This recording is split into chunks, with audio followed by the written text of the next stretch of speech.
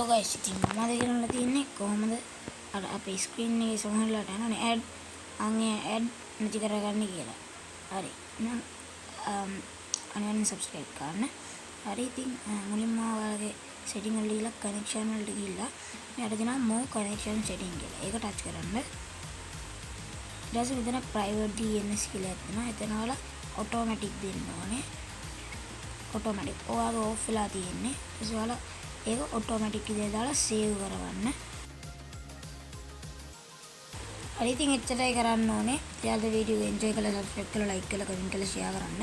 ඉතින් මගේ subscribers ලෙන්නේ ඉතින් ඔයාලා subscribe කරන්න මේ සින්දුව හැද්දි ඔයාලා මතකින් ටෙක් වල නම් අනිවාර්යෙන් comment එකේ comment box එකේ comment එකක් දාන්න. එහෙනම් කොල්ලෝ අපි ගියා bye.